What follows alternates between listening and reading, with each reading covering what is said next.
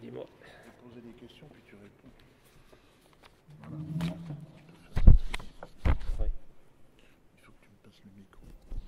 D'abord, oui, il y a des questions un peu plus ponctuelles. Savez-vous pourquoi la prison de Caen n'abrite que des délinquants sexuels et pédocriminels? Est-ce pour se protéger ou pour être protégé? Si, c'est un. Oui, vous avez entendu la question? Oui, vas-y, oui. Parle plus lentement. Savez-vous pourquoi la prison de Caen n'abrite que des délinquants sexuels et pédocriminels? Est-ce pour se protéger ou pour être protégé?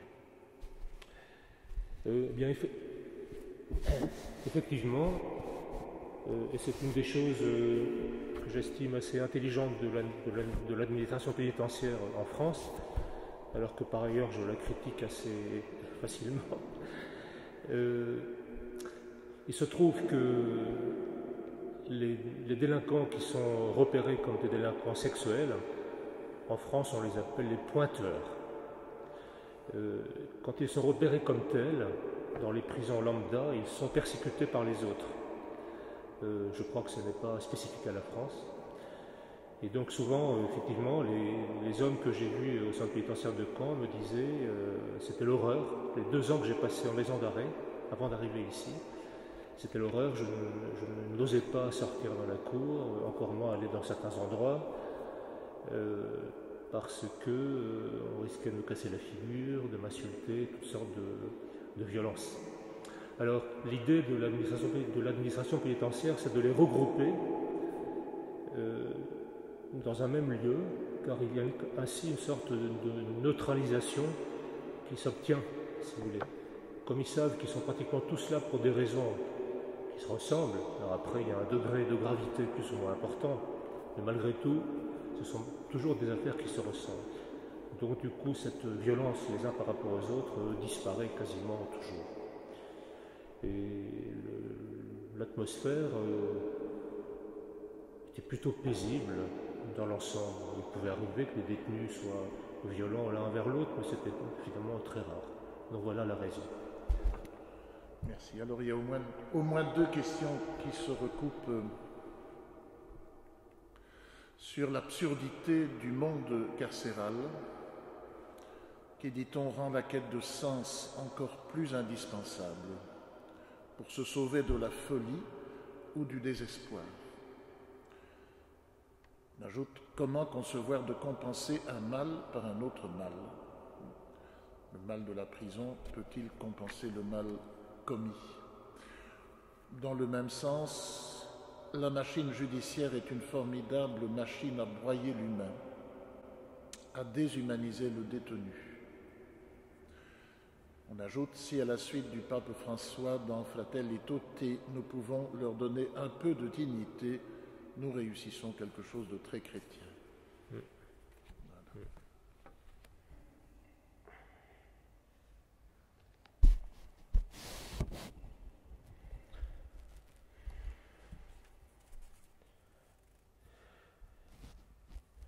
L'absurdité du monde carcéral, effectivement, moi, je l'ai très souvent expérimenté. D'abord pour le plus fragile d'entre eux, car la prison ne le réparait absolument pas, mais pour ceux qui étaient d'une fragilité psychologique assez importante, cette fragilité ne faisait que s'aggraver. En France, on a fait, entre parenthèses, en France, on a fait un calcul très sérieux selon lequel, en prison, un tiers, je ne sais plus si c'est un tiers ou un quart, en tout cas c'est un pourcentage très important, n'a pas sa place, ne devrait pas avoir sa place en détention, mais devrait avoir sa place en hôpital psychiatrique. Car la prison est un lieu très anxiogène, et donc les blessures psychiques ne font que s'aggraver sérieusement. Moi j'ai vu des détenus arriver dans un état psychologique relativement, je dis bien relativement équilibré, et au bout de quelques mois, je voyais des signes très importants de déséquilibre, d'angoisse, que la prison, pour avoir la paix, soigne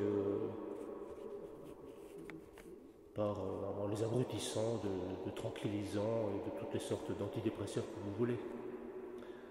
Moi j'ai vu beaucoup de détenus qui sont un peu comme des zombies, ou qui le matin mettent des heures à se lever, et puis qui toute la journée sont là un peu, vous savez, on perçoit tout de suite au regard de quelqu'un à quel point il est assommé de ces sortes de tranquillisants et d'antidépresseurs.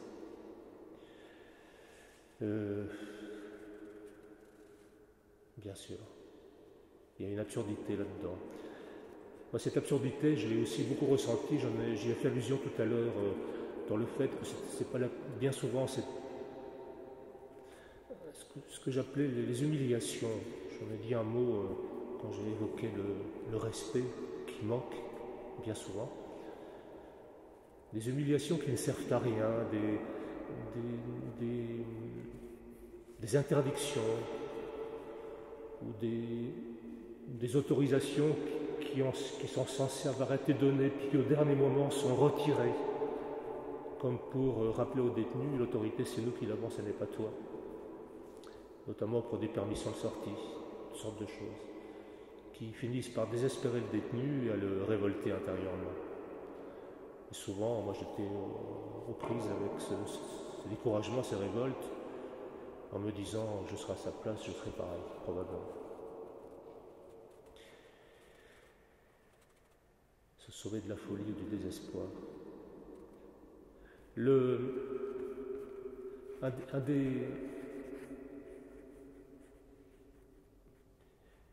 Un des grands soucis de l'administration pénitentiaire,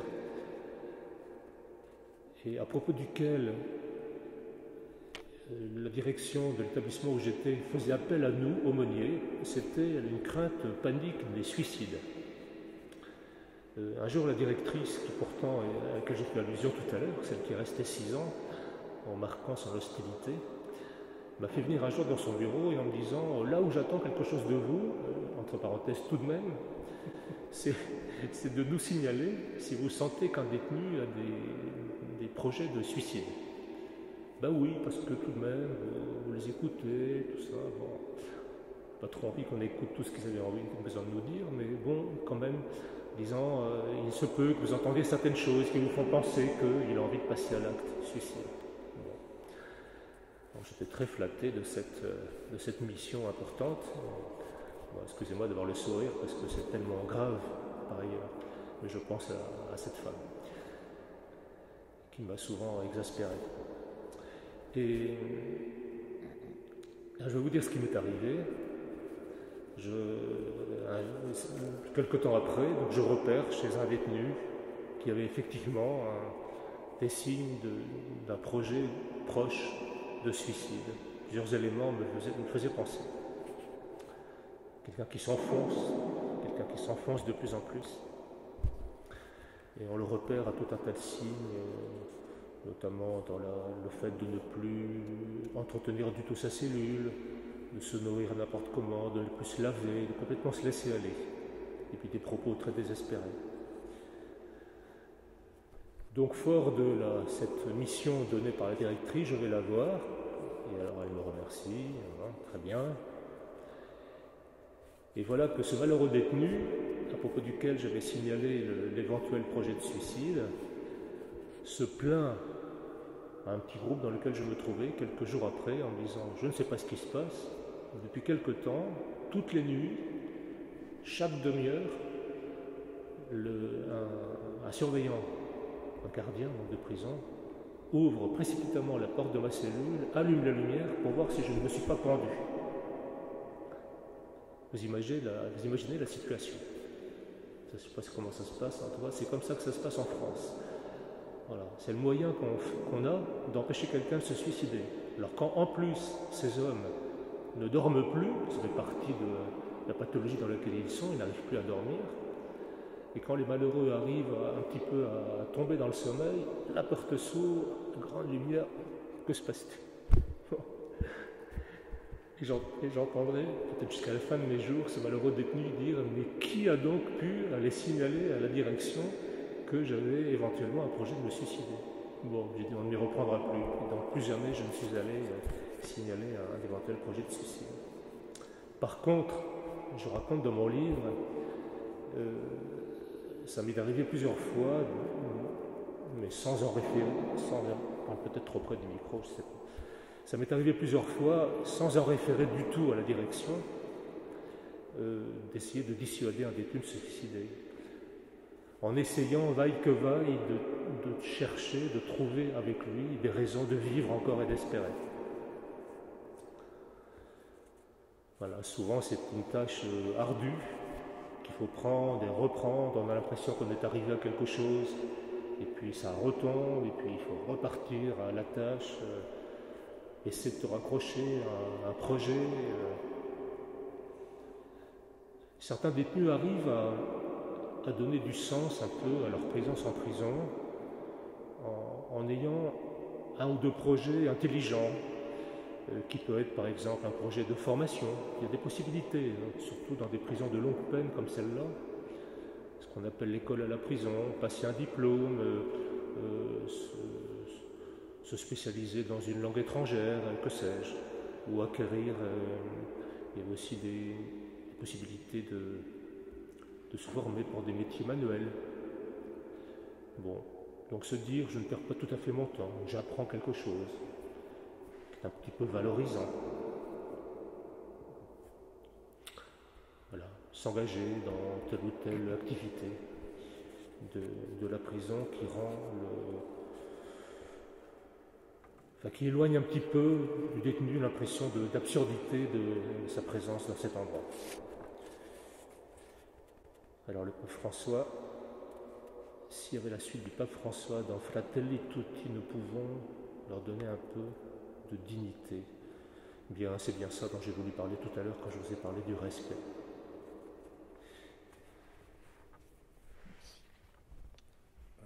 Une autre question qui prolonge les précédentes.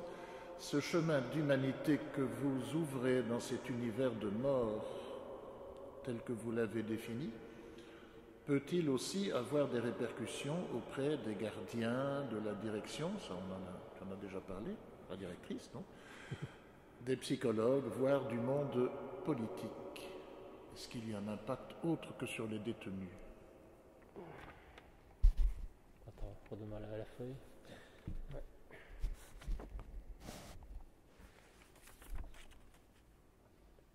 Alors, j'ai du mal de cette malheureuse directrice, enfin cette malheureuse directrice entre guillemets, il y a beaucoup de guillemets, mais dans l'équipe de direction, tout le monde n'était pas comme elle. Je me souviens avoir notamment, ça a été la seule fois en 8 ans, donc c'est pas beaucoup, mais tout de même, je me souviens avec une femme qui avait un rôle important, qui était un poste important dans l'équipe de direction. Je me souviens être allé plusieurs fois, elle et moi, ensemble, ce qui était quand même un témoignage tout à fait singulier. En France, on fait bien attention par rapport à tout ce qui est du monde de la religion. Il ne faut pas avoir l'air d'être trop proche, trop ami. Elle, cette femme, n'avait pas du tout la crainte de se montrer avec moi. Et nous sommes allés donc à plusieurs reprises essayer de sortir de sa torpeur suicidaire un détenu qui allait vraiment très mal et qui s'enfonçait dans une sorte de folie, qui s'exprimait notamment par le fait qu'il ne se levait plus de son lit, que sa cellule était d'une puanteur épouvantable, que la nourriture était par terre, il ne prenait pas la peine de la ramasser, etc., etc. Tous les signes d'un laisser-aller. Bon. Et cette femme pensait que c'était utile que nous y allions ensemble. Et quand je suis parti, on n'a pas pu s'embrasser parce que c'était le Covid, mais le cœur y était, je peux vous dire. Alors avec les surveillants, on les appelle comme ça en France. En Belgique, c'est pareil. Gardien, surveillant. Le mot technique en France, c'est surveillant. Il y a toutes sortes de surveillants. Je peux quand même vous rapporter l'anecdote suivante. Dans les premiers temps, peut-être pendant les premiers mois, j'avais repéré qu'un groupe de surveillants, toujours un peu les mêmes, qui formaient un petit groupe, là, 3 ou 4, qui me regardaient d'un œil un peu menaçant, ou en tout cas qui marquait une certaine antipathie. J'avais remarqué qu'ils refusaient de me tendre la main que je leur tendais, car en prison, on se serre beaucoup la main. Je les vois, les 3 ou 4, je m'approche d'eux, je leur tends la main, et ils ne me la rendent pas. Bon, puis quand j'ai vu que la scène se répétait, j'ai fini par leur demander, mais que se passe-t-il? Pourquoi ne me tendez-vous pas la main que moi-même je vous tends? Et il y en a un qui, au nom des autres, me dit, nous ne vous tendons pas la main parce que vos mains sont sales. Vos mains sont sales.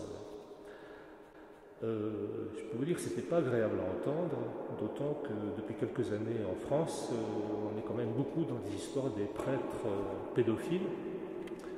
Et je me disais, c'est peut-être ça qu'ils ont dans leur tête. Finalement, ce père Éric, là, ce prêtre, peut-être qu'il s'intéresse à ces hommes qui souvent sont des hommes pédophiles, parce que lui-même en est un. Allez savoir. Donc j'ai demandé des explications. J'ai dit, mes mains sont sales, pourquoi? Ce n'était pas l'hypothèse que je viens de vous dire, heureusement. Mes mains sont sales, vos mains sont sales, parce que vous serrez la main des détenus. Voilà. On ne serre pas la main de ces hommes. Bon, j'étais plutôt soulagé de cette réponse-là, je préférais maintenant cette réponse à celle que je craignais. Alors, après, même avec ces 3 ou 4 hommes, vous savez, on s'apprivoise avec le temps, et ça c'est l'avantage de rester de longues années et en venant souvent.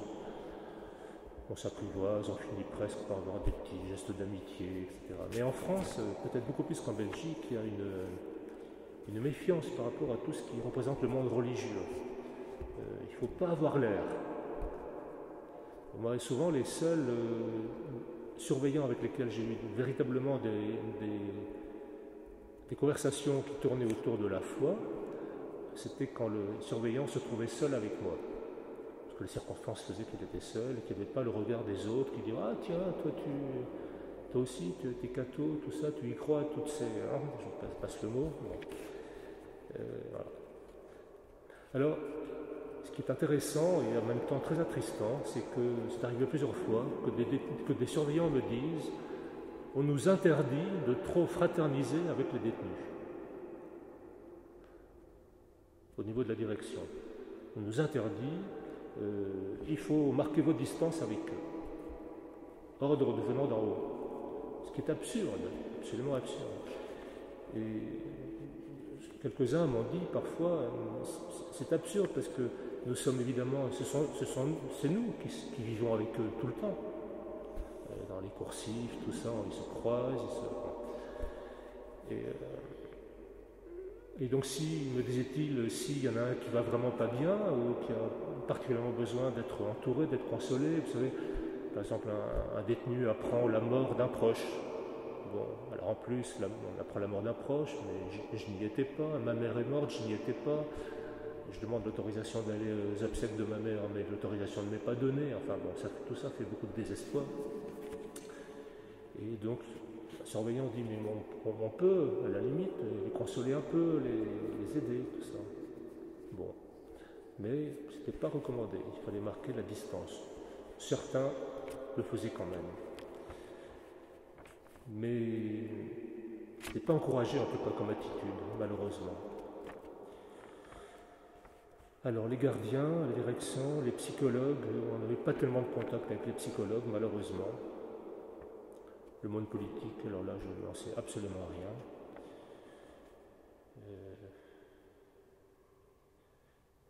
Les psychologues, à tort ou à raison, j'ai parfois senti que certains, je ne veux surtout pas généraliser, certains ou certaines, c'était plus des femmes en général, se méfiaient un peu de nous, comme si nous étions des psychologues d'un autre genre. Et peut-être un peu ressenti dans une certaine rivalité, si vous voulez. Donc on n'avait pas toujours des relations très simples. Mais finalement, donc, dans le personnel, c'est quand même largement avec les surveillants que nous avions, que j'avais les relations les plus spontanées, en tout cas. Voilà. Oui. Merci. Une question sur un thème que tu as évoqué mais pas approfondi. Pourriez-vous revenir sur les diverses dimensions du pardon? Maître Daillé nous avait dit que cette réalité était extérieure à la justice, le pardon. Comment respecter ces deux directions dans l'accompagnement pastoral?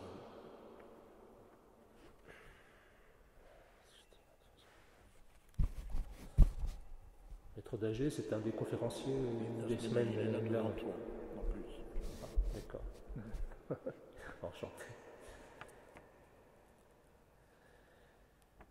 Extérieur à la justice, comment respecter ces deux dimensions dans l'accompagnement pastoral? Maître Daillé avait dit la semaine dernière que la justice ne s'occupait pas du pardon rendu aux victimes, c'est évident. Mais... Oui.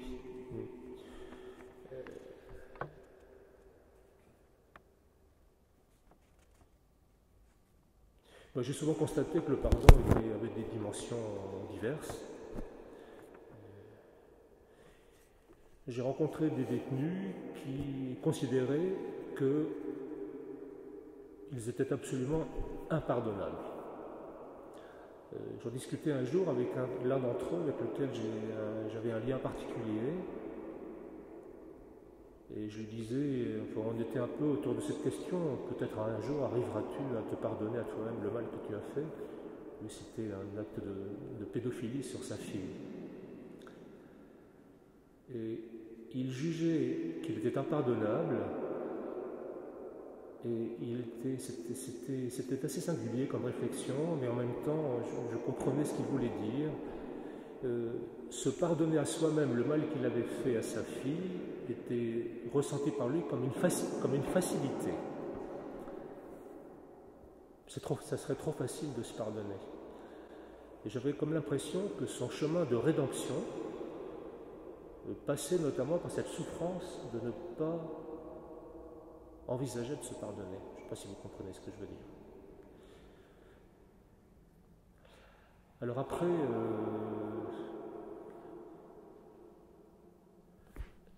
dans mon livre, j'ai un petit passage que je vais peut-être vous lire.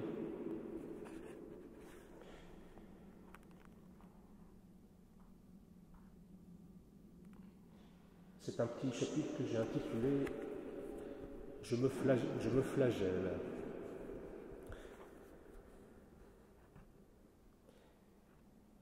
Donc je parle d'un chant que nous chantons souvent à la messe du dimanche matin, où des versets de psaume étaient repris.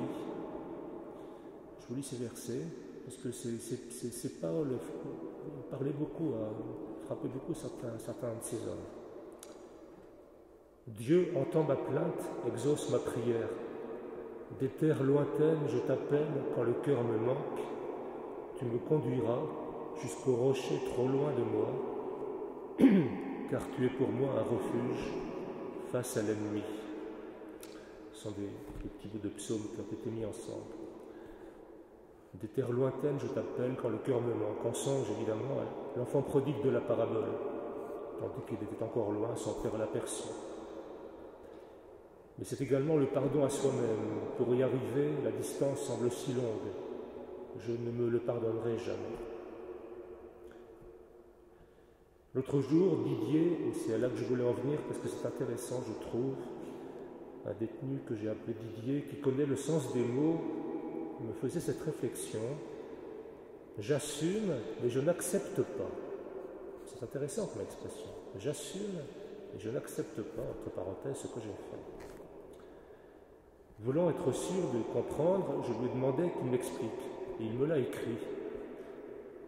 Il y a plein de fautes d'orthographe, mais la pensée était assez bien exprimée.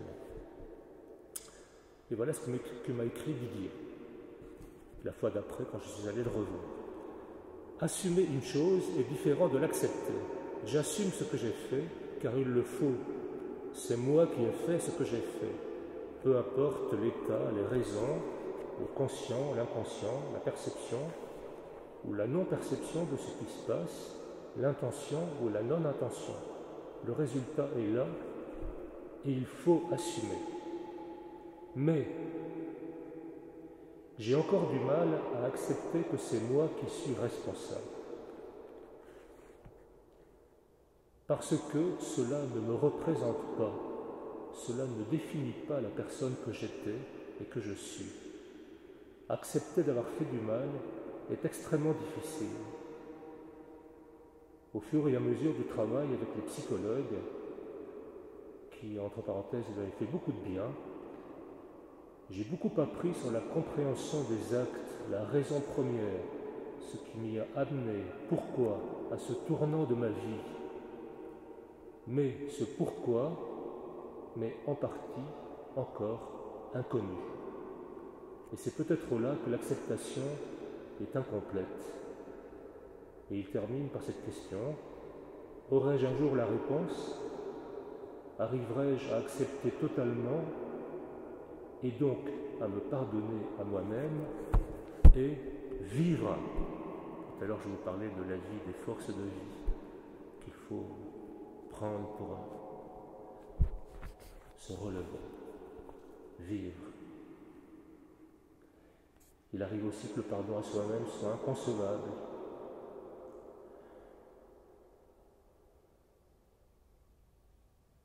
Là, je raconte une petite anecdote.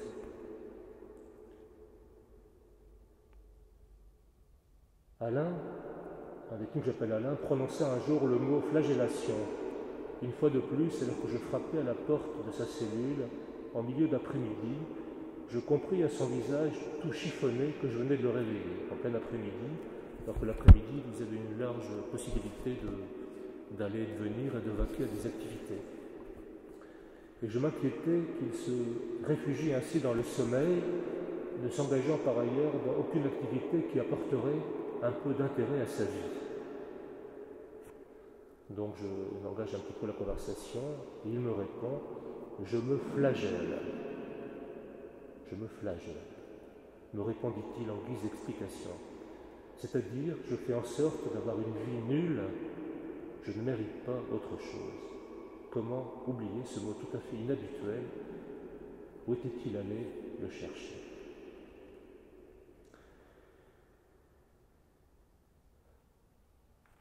Alors, la question de la foi par rapport au pardon,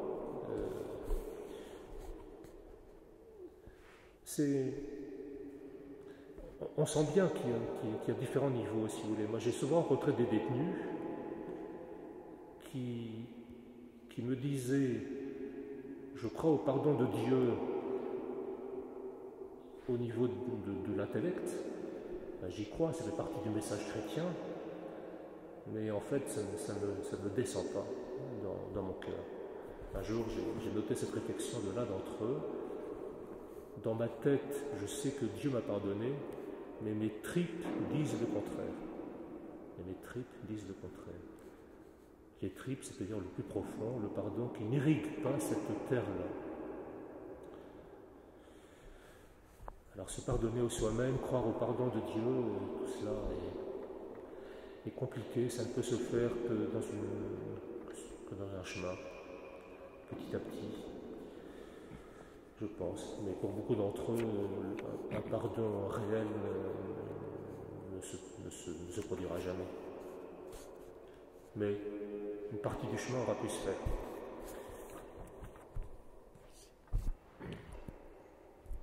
Alors, une question plus personnelle. Comment avez-vous tenu humainement, personnellement, dans un contexte où vous recueillez des témoignages d'expériences humaines très difficiles, dans un contexte où les détenus continuent à être humiliés et où la direction exprime que vous n'êtes pas le bienvenu? Cela fait beaucoup d'obstacles. Combien de temps peut-on tenir? Combien de temps peut-on tenir? J'ai tenu 8 ans, donc c'est déjà pas si mal. Alors, vous savez, je suis persuadé que sur cette terre, et plus particulièrement dans l'Église, nous n'avons pas les mêmes vocations, nous n'avons pas les mêmes missions, donc nous n'avons pas les mêmes grâces, ou les mêmes facilités, ou que dire, les mêmes charismes, enfin, pour accomplir certaines choses. Moi, dans l'Église, en tant que prêtre, il y a un certain nombre de responsabilités que je n'aurais pas du tout aimé assumer, parce que je m'en serais senti assez incapable, ou j'aurais pu le faire, mais je l'aurais mal fait. Tandis que ça, c'est l'avantage de se connaître un peu. C'est bon de reconnaître en soi un certain nombre de forces, de charisme, les gens diraient des qualités. Une qualité, c'est un mot plus neutre, mais qui fait qu'une mission, une réalité comme celle-là, qui paraîtrait incertain, invivable, pour moi ne l'était pas tant que ça, même loin de là. Alors en plus, j'ai dans mon caractère un goût pour l'inconnu. Donc la prison est une terre largement où il y a beaucoup de découvertes à faire. J'aime beaucoup la rencontre. Je pense que j'ai une assez bonne capacité d'écoute. Et comment je le sais, c'est parce qu'on me l'a souvent dit. Donc on recueille avec reconnaissance ce que les gens vous disent de vous positivement. Et on se dit, tiens, ça peut être utile. Donc je ne vais pas dire que je n'ai pas connu des moments difficiles. Il y a eu des moments où j'avais envie d'arrêter, j'ai eu des moments où je me suis dit c'est vraiment trop dur. Mais ces moments-là n'ont jamais été si longs que cela, parce que chaque fois, de nouvelles rencontres ressuscitaient le désir de continuer. Mais je ne cache pas quand même que certains jours, c'était dur. Je crois que les moments les plus durs étaient liés à l'injustice de certaines situations, certaines humiliations quand j'étais témoin, certains détenus, ou aussi, je n'ai pas fait allusion encore à cela, des interdictions absolument stupides qui m'étaient imposées à moi en tant que responsable de l'équipe d'aumônerie. Simplement pour rappeler que l'autorité, c'était eux qui la détenaient et pas moi. Interdiction absolument stupide. Je me souviens notamment, on a tous connu cette belle année que le pape François avait intitulée l'année de la miséricorde. Et j'avais eu le projet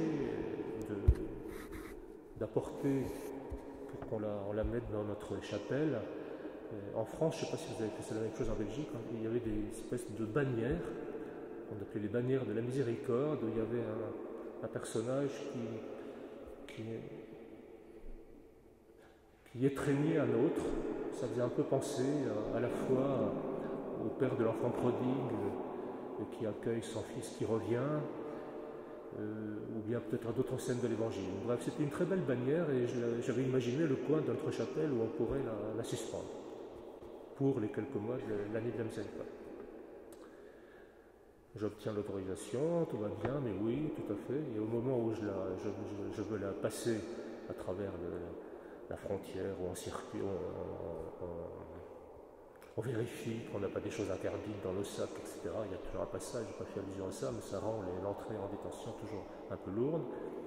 Et bien, quelqu'un de la direction, tout d'un coup, est venu pour des raisons complètement stupides, simplement pour me rappeler que l'autorité, c'est lui qui la détenait, me dit je ne vous donne pas l'autorisation d'entrer votre bannière pour la chapelle. J'ai eu beau objecter toutes les raisons possibles et imaginables, il est resté sur sa position. Voilà. Et la bannière est restée de l'autre côté de la frontière. Ça a peut-être été un des moments les plus révoltants pour moi. Parce qu'en plus, cette bannière, vous imaginez, c'était la bannière de la miséricorde, enfin, elle symbolisait beaucoup. Et interdiction, comme si la miséricorde n'avait pas à entrer symboliquement dans le monde de la détention. Ça allait loin tout de même.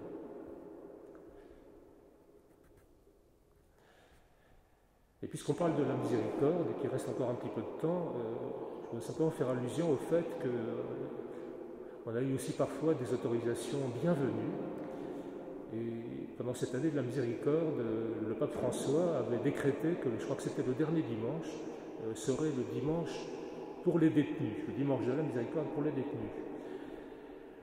Et avec mon équipe, nous avions lancé la demande d'autorisation un peu hasardeuse de sortir pour ce dimanche-là, genre de 10h à 17h, un certain nombre de détenus dont on avait bien calculé les profils, on savait qu'ils étaient bien vus par l'administration pénitentiaire, qu'ils étaient sages, entre guillemets, qu'il n'y avait pas de problème de discipline avec eux, etc. L'autorisation de les emmener à Lisieux, puisque à Caen on est proche de Lisieux, pour aller auprès de la petite Thérèse de Lisieux, assister à la messe au Carmel, et puis on avait tout un programme très sympathique, notamment de rencontres avec les carmélites qui nous ont accueillis merveilleusement. Et on est parti, je crois qu'il y avait une douzaine de détenus, passer le dimanche de la miséricorde à Lisieux.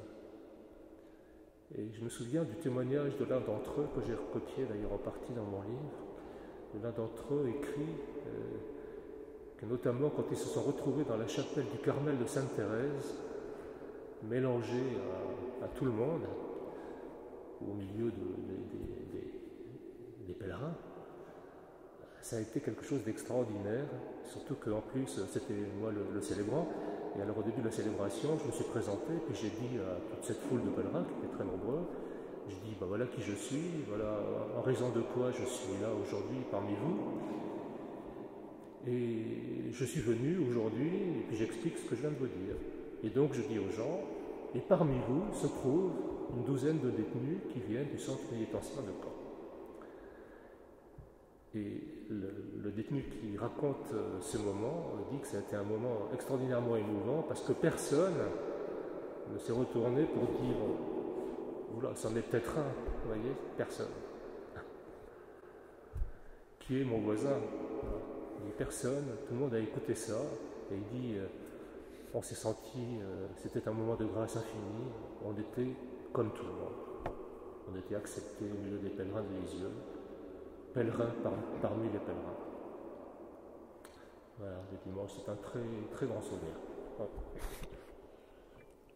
Voilà, ce ne sont plus des questions alors, mais on ponctue tes propos par une chanson de Félix Leclerc. La liberté amie est au fond d'un cachot comme la vérité sous l'épaisseur des mots. Citation qui a frappé celui qui l'écrit quand il était adolescent et qui espère correspondre un peu à la réalité. Et puis une autre personne dit simplement, et je reprends ceci à mon compte aussi, merci pour votre beau et précieux témoignage. Et je pense que c'est vraiment le mot que l'on peut avoir pour conclure. Merci d'être venu jusqu'à nous pour apporter ce témoignage. Merci beaucoup.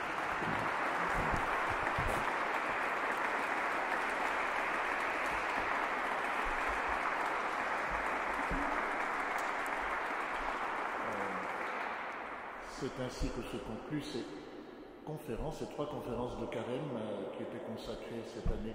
On espère qu'il y en aura d'autres les autres années à la question délicate, douloureuse et difficile de la situation carcérale dans nos pays. Merci aux trois intervenants d'avoir apporté leur contribution et au public d'avoir été présent. Merci à vous. Il y a la possibilité maintenant encore d'acquérir et de faire signer l'un ou l'autre livre, notamment le tien, éventuellement, il y en a quelques exemplaires. C'est toujours très important de les faire signer, parce que ça vaut plus à la revente. Ça vaut plus à la revente. Justement, on ne peut plus les revendre. C'est le tien ou c'est le mien, celui-là? C'est le mien. Oui, c'est toi sur la couverture. Oui, non, mais c'est le mien. Oui, c'est le mien.